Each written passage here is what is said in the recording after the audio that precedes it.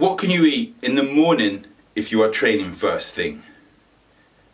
What I would look at with a client here is that what are your overall long-term goals?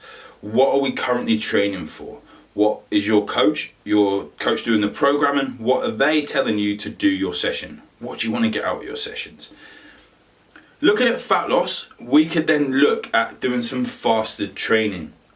No one wants to do their training at 6 o'clock and get up at 4:30 to have food. So doing your session fasted is going to be good to help you oxidize fat. Now, what I suggest here is a lot of people will have some carbs before bed. You could do that. You could have carbs before bed, sleep, you then train in the morning, then your glycogen stores are going to be a little bit lower. So essentially your body will look to oxidize fats a bit more. Another option, you could sleep though. You could train in the evening, don't have carbs afterwards, provided it's not a really exaggerated and really hard session. You can train hard and you don't have the carbs, you sleep low, in the morning you do your fasted session, again an easy session. However, we live in a busy world and not everyone has the time or wants to train low all the time. Okay, it's not going to be good for you if you train low all the time. If your performance is at the forefront of your goals, training low is not going to be good all the time. Your body still needs to be able to oxidize carbohydrates in order to fuel you effectively and efficiently.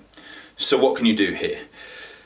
You can start your session training low and then go into it and have carbohydrates during the session. You could have just a small shake on the way to training. You go into the pool, you're doing a hard swim session, so you have a shake with some blended oats or something like that. Make sure it's not too heavy on the stomach because you don't want to be having issues in the pool. You could have a bar, have a gel when you start, just to get some carbohydrates in there.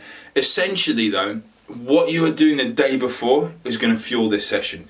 Because on the day, what is going to happen is, yes, we've got energy in our muscles, but your liver glycogen is going to be a lot more depleted. The glycogen is fueling the brain and everything like that. And when we eat, it's going to be that fills up first. So what you have first thing is going to be more for brain function, for liver function and everything like that, rather than straight directly getting energy for the muscles. So making sure you're having carbohydrates throughout the day before, if you've got a hard session the next day, is going to mean you are fully topped up with fuel. So what else can you do? It's being prepared really. The biggest thing is being prepared for your sessions. You look at your training session and you think, that day is going to be my hardest day. So the day before, I need to eat more. I need to get my food in. I need to get my carbs in, my fats, my proteins in. If you do that, you're going to be prepared for these sessions the following day.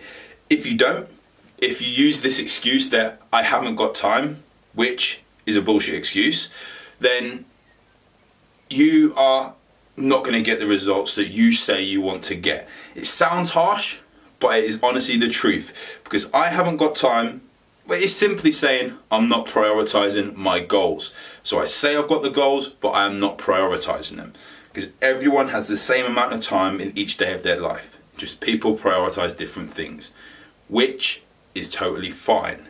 Okay, so fasted training, getting shakes in, getting supplements in there if you need them. Make sure you're not having too much of a full stomach, and fuel the day before if you're having a very hard session.